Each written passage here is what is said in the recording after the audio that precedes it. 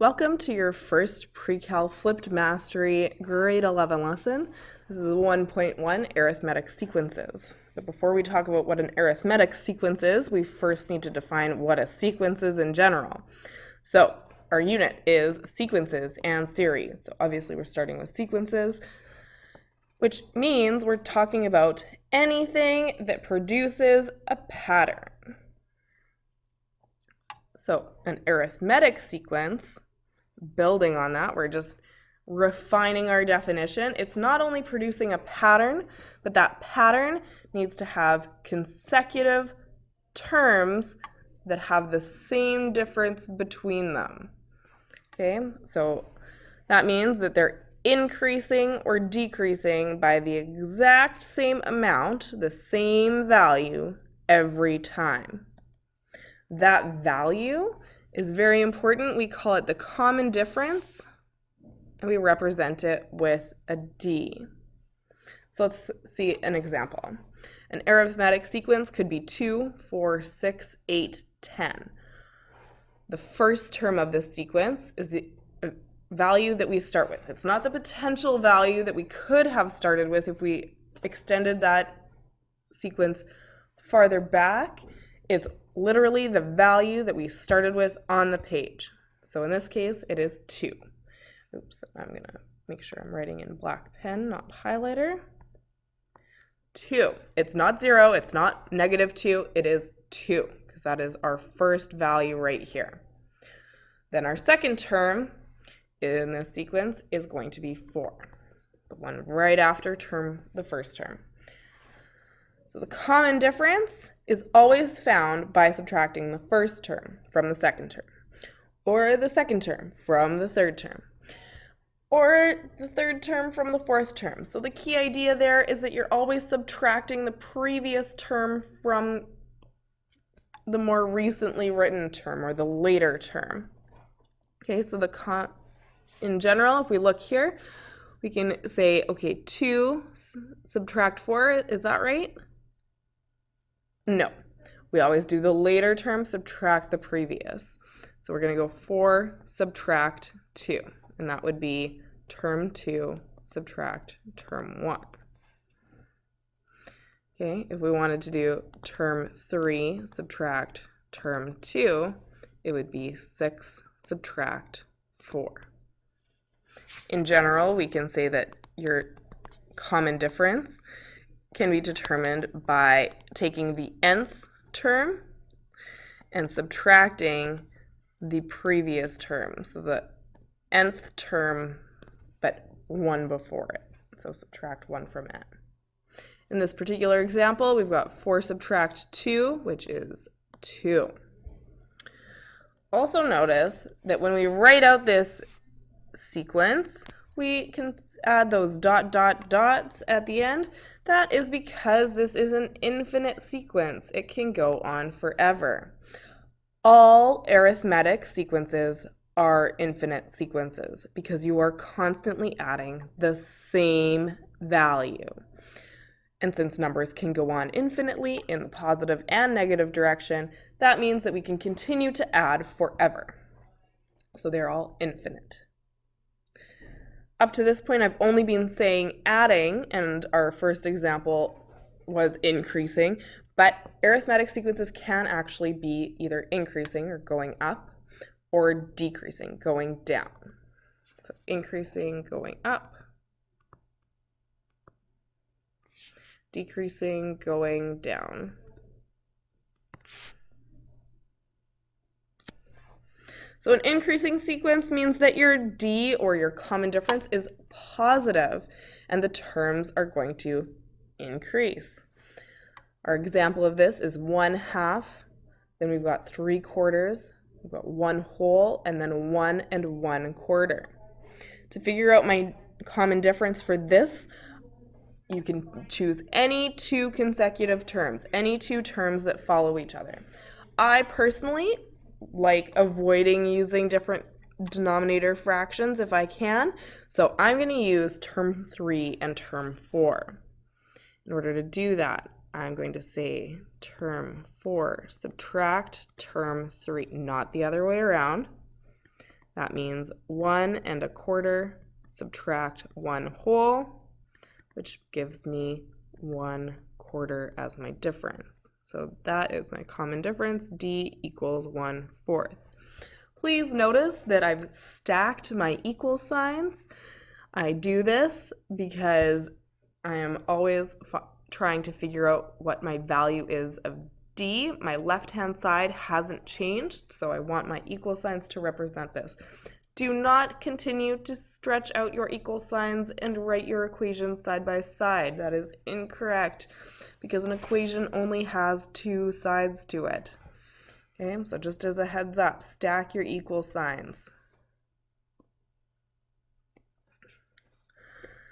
So we've got increasing sequence means D is positive. So a decreasing sequence means your D or your common difference is negative. So positive versus negative. Our example, we've got 5, -1, not -1. Don't say -1. Okay, 5, -1, -7, -13, and -19. To figure out my value for D in this case, I'm going to choose terms 3 and 2. The reason I do this is because I want to work with small numbers because they're just easier to do mental math with, but I also want to work with 2 numbers that are on the same side of 0, so either both positive or both negative, because the second that I start mixing those up, all of a sudden I'm dealing with a scenario where I can potentially make a mistake with my integers. Not that I can't even with 2 negatives, but at least they're both on the same side, so when I'm subtracting, I can maybe visualize with a number line a little bit easier what the difference is. So making sure I plug this in correctly. -7 is in brackets so that I know that negative is attached to the 7. Subtracting still, because I'm finding the difference. And then again with that negative, keeping it attached to the number that it was already involved with, I've got -1 also in brackets. Do you remember the rule for subtracting a negative? That would be adding a positive. We switch our signs, and so now we've got -7 plus 1, which is actually -6, and that is going to be our common difference. So you do not need to show all this work, but it's a good idea, at least for practice when you're first starting out, that you do it a couple times to really set that idea in to your mind and really cement it in there of how you calculate your D value. Because you know what? Lots of people think, oh yeah, this is so easy. And then they go ahead and they accidentally switch their terms around, so they're subtracting the later term from the previous term instead of taking the previous term away from the later term. So you got to be careful. All right, so there is a general equation for an arithmetic sequence, so you can determine any term in that whole sequence. So I could ask you for the 100th term, and as long as you knew the first term and your common difference, you'd be able to figure it out, no problem. So let's figure out, what is that equation? So our sequence that we're going to consider is 10, 16, 22, 28. Now you might be able to spot our D value right away. But I'm going to first look at it as just using the letter D. I'm not even going to put a value in for it. So to go from term 1 to term 2, I still start with my first term, just like I've asked you to here. How many D's am I adding? Well, I'm only increasing my term number by 1, so I'm adding D. Term 3, well, I started with 10 and I added D to get to term 2. So remember, this is now term 2. So to get to term 3, I'm going to add another D. So then to get to term 4, I'm going to take term 3, which is 10 plus D plus D. So term 3. And I'm going to add another D. Can you see what's happening here? So what we can do in general, for the general sequence, is we're going to write it in terms of T1 plus 1D. Term 3 is going to be term 1 plus how many D's? Sorry, 2 D's. And then term 4 is going to be term 1, but in this case we're going to add 3 D's. Can you see a pattern now? So when we actually write the general term of an arithmetic sequence, we say Tn. Again, n is the number of terms. So if I asked you for the 100th term, it would be T100 equals T1, which is our first term, plus, now I prefer technically looking at it as the right equation, but based on how we've written it up above, we can say n minus 1 multiplied by your common difference, or D value. So we can double check that this works. Our n value here is 2. Well, the number we multiply D by is 1, which is 2 minus 1, if we plug that in. Alternately, if we look at term 3, that would be 3 minus 1 that we should be multiplying by. 3 minus 1 is 2. Oh, look, that's exactly what we have there. So our equation does work. Yay! Okay, so next page.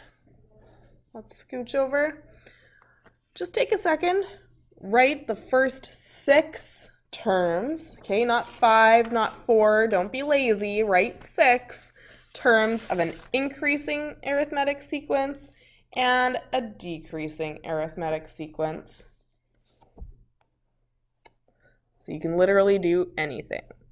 I like defining my D value. So in this case, for my increasing, I'm going to say, just for kicks, we're going to increase by 2/3 every time. So, and I'm going to say that term 1 is going to be, let's just go with 0. Keep it relatively simple since my common difference is a little bit more complicated. So my sequence is going to look like this. 0 plus 2/3 is 2/3. Plus another 2/3 is 4/3. Plus another 2/3 is going to be 6/3. But we like to not deal with fractions when possible. So remember that 6/3, we can reduce that. 3 goes into 6 evenly. Instead of writing 6/3, I'm going to write 2. So that's term 4. So I'm getting there. I prefer improper fractions, so my next value, I'm going to treat it like 6/3 plus another 2/3, that common difference again, so that's going to be 8/3. And for my 6th term, it's going to be 10/3. Don't forget to put a comma, and it will continue forever. Decreasing. My D value needs to be negative for that to happen.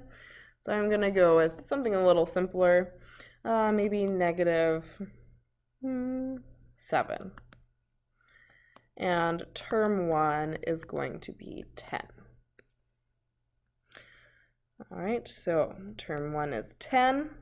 Term 2, I'm going to take 10 plus negative 7, which is 3. Plus negative 7 is negative 4. Plus negative 7 is negative 11. Oops, sorry. Plus negative 7 is negative 18. Oh my goodness. I need to stop resting my hand on the screen apparently. And for my 6th term, I'm going to add another negative 7, and that's going to take me to negative 25. comma, dot, dot, dot. And so there we go. 2 sequences follow an arithmetic pattern. Completely different. And yours might have been different too if you chose to stop and do it on your own before looking at my answers. For future reference, if you didn't do that and you're feeling confident in a concept and you hit an example, try pausing the video, do it yourself, and then watch the video, see if maybe you got the right answer, see if we used the same strategy. If we didn't, but your strategy seems to work, go right ahead and continue using that. There is absolutely nothing wrong with that. Okay, so moving on. Sorry for the little tangent, but since it's our first video, I figured you might want some tips. Example 2. For the sequence 3, 10, 17, 24, part A asks you, determine term 15. So we go back to the previous page so you can look at it. I'm not going to scroll up and down because that might just make you a little nauseous, and that is not my goal. But I'm going to write the equation again, and you probably want to do the same because the more you write an equation, again, the more it just kind of sticks in your brain a little bit, and the quicker you're going to be able to come up with the right equation for doing different questions. And the quicker we can be with just those little details, the more we can focus on the big picture in math. And that is really, people get so bogged down in the little details that a big question can seem overwhelming. But if all those little details come quick like that, it makes everything just a little bit easier. So I'm going to start by writing my equation. Tn, or the nth term, is equal to the first term, t1, plus, and I told you I like writing it the second way, so I'm going to write my common difference multiplied by the number of terms minus 1. But before I can fill all this in, I need to make sure I've got everything checked off. So I'm going to double check. I've got T1 is 3. Do I know my D value?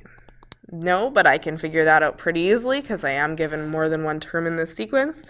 So I'm going to take term 2, subtract term 1, 10 minus 3, which is negative, no, not negative, but positive 7. Okay, so watch out for those integers.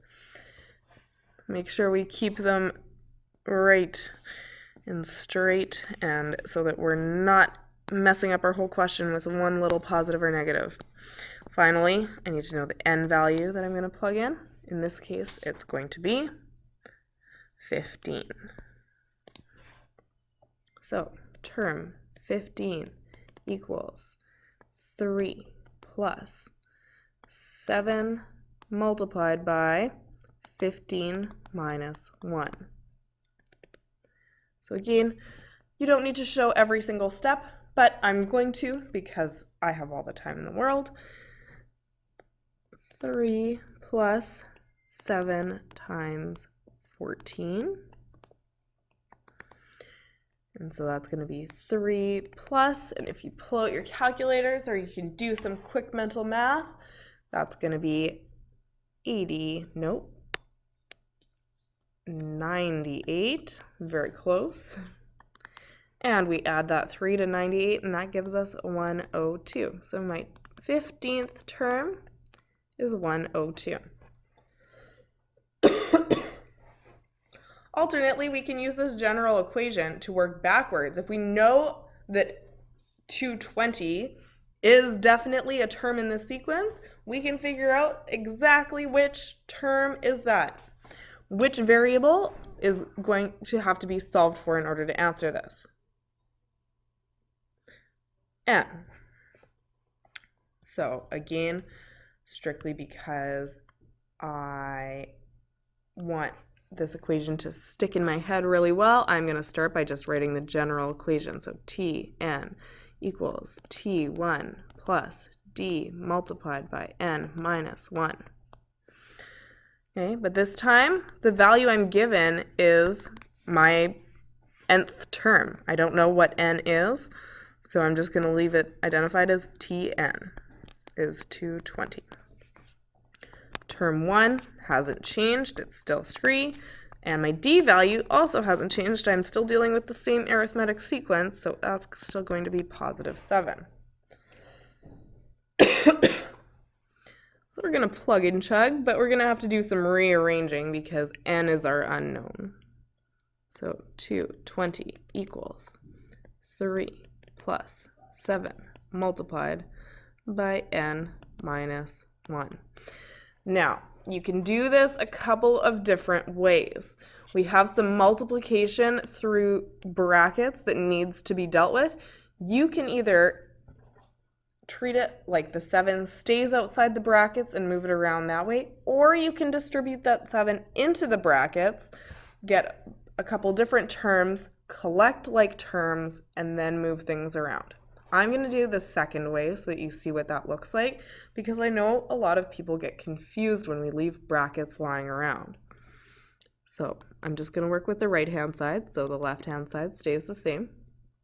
My 3 is going to stay the same, but I'm going to distribute that 7 into the brackets. So we've got 7n minus 7. Now I can collect, like terms, my constant values on the right-hand side. So I've got 220 equals negative 4 plus 7n. And so now this looks like an equation where I've just got a number attached to my variable. This looks a little bit more like a linear equation that we're used to dealing with. So I'm going to move all my constants onto the left, starting with my constant term. I'm going to add 4 to both sides. Now I've got 7n on the right and 224 on the left. And I'm going to divide by 7 in order to cancel that out. 7 divided by 7 is 1. So I am left with n. And I am going to need my calculator for this because I just don't remember. You know what? I think I can do it mentally. 7 into 22 goes 3 times, leaving me with 1. So 7 into 14 goes twice, 32. So this is my 32nd term. Always go back to the question and figure out what was I actually trying to determine. So this question was asking which term in the sequence has the value of 220. The answer is term number 32.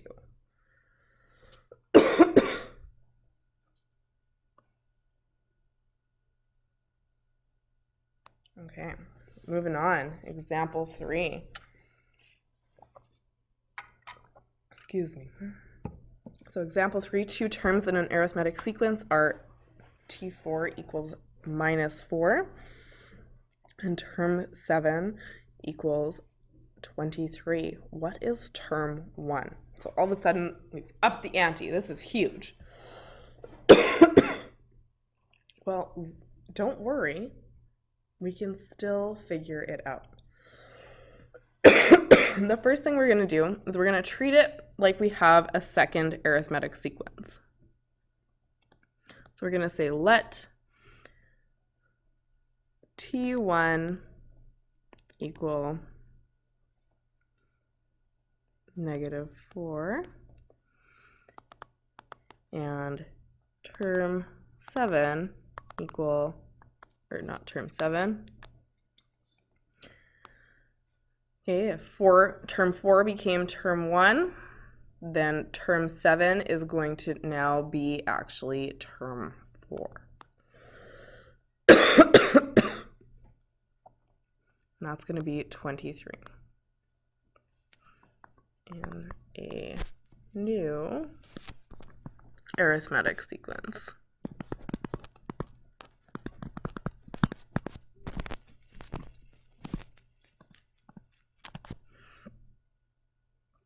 This is a little bit more manageable. Now I can determine my common difference for this new arithmetic sequence, but that common difference is actually going to match my original arithmetic sequence, so I'm going to be able to work my way backwards from there. But the goal here, this allows us to solve for our common difference.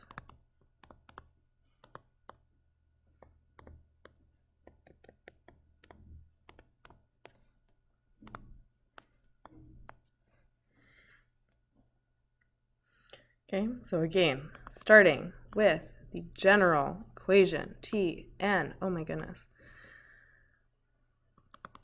Tn equals T1, and then plus D times n minus 1. Well, now we've got specifically term 4, we've got term 1, and because we know it's term 4, we also have our n value.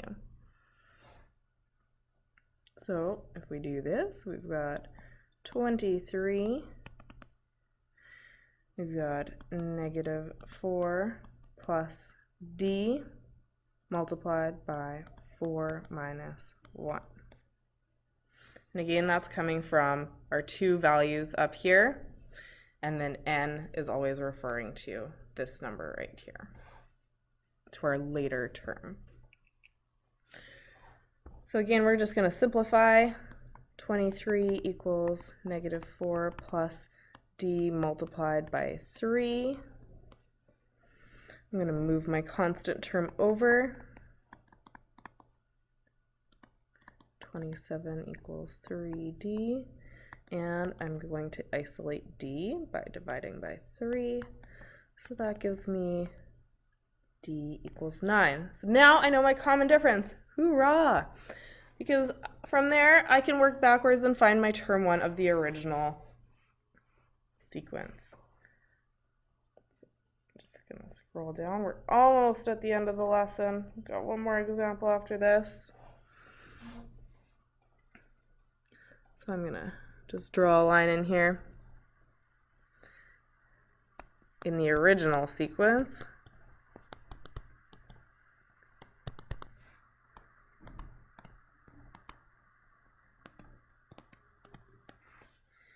what we can do is, now we're dealing with, you can either deal with term 4 or term 7, doesn't matter. I'm going to deal with term 4 equals term 1 plus d times 4 minus 1. I'm going to plug in all the known values. So term 4 was negative 4. Term 1 plus, I know my d value now is 9, multiplied by 4 minus 1 is 3. Go from here, minus 4 equals, negative 4, sorry, is term 1 plus 27. I'm going to subtract 27 so I can isolate term 1. And so term 1 is actually going to be negative 31. And that's my final answer. So I know that seems like a lot of steps, but again, the quicker we get at identifying those little pieces, what do we need to figure out, the faster we can get at being able to get through these examples, get through these questions, and figure out everything we need to know about arithmetic sequences. So our last example, woohoo, almost there. The comet Denning-Fujikawa appears about every 9 years and was last seen in the year 2005. Determine whether the comet should appear in 3085. Okay, so I know you won't be alive then, but let's see if, assuming that nothing's happened to the comet and nothing's happened to Earth, it's going to still be orbiting around, and the people that are here are going to see it. So when we deal with word problems, I always like figuring out, okay, just like what's important. So I see not every 9 years. Well, that's a repeating value. 9 years, over and over and over again. Which piece of our arithmetic sequence do you think that represents? If you said our D value, you would be correct. Our common difference is going to be 9.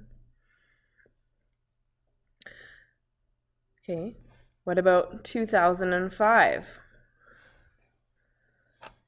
What about that value? Where is that going to fit in? If you said term 1, you would be correct.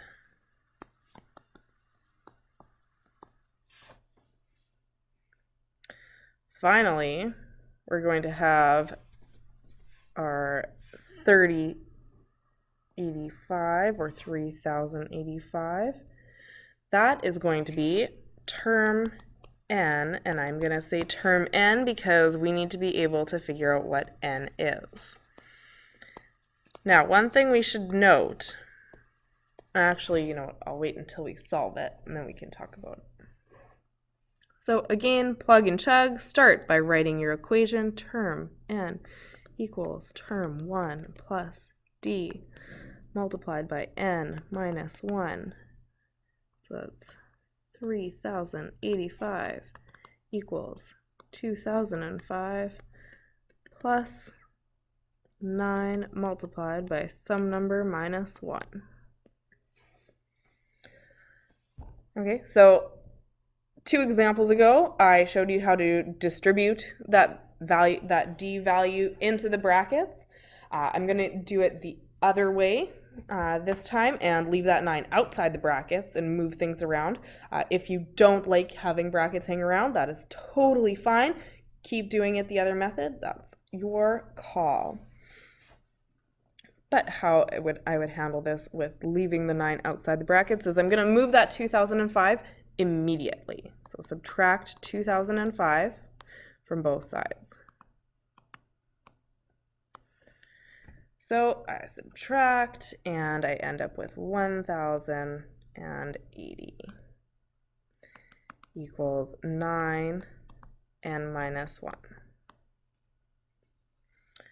Now that 9 is outside the brackets, I'm slowly peeling away the layers that are attached to that n because I want to get n by itself. I want to isolate it. So I'm going to take that 9 off the right-hand side, and I do that by canceling it out and dividing. Okay, so 9 goes into 10 once, and then leaves me with 180, which, okay, so 18 would be 2 times, and 0, and that leaves me with n minus 1. So you didn't need to do that with mental math. That's okay if you didn't. Take your calculator out at any point. But some mental math skills aren't a bad thing to practice. So this is n minus 1 equals 120. So n is actually going to be 121. So is the comet going to appear in 3085? Absolutely. What value would have told me that no, it was not going to appear in 3085? If I had a decimal or a fraction for my n value, because I can't have term 1.1. No, I have whole number terms only. So if we need to make a note of that, we'll do that right now. N can only be a whole number, which we signify with this, not a fraction or a decimal.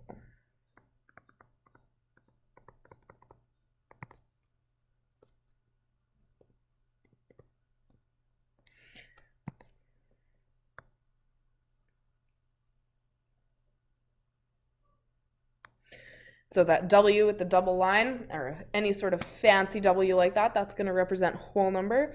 Anytime we talk about whole numbers, integers, rational numbers. I'm going to be using those symbols, so just be aware that those are going to show up. But congratulations, you've finished your first lesson. Now head on to the front inside cover of your booklet and you can find out where to look in your workbook for questions.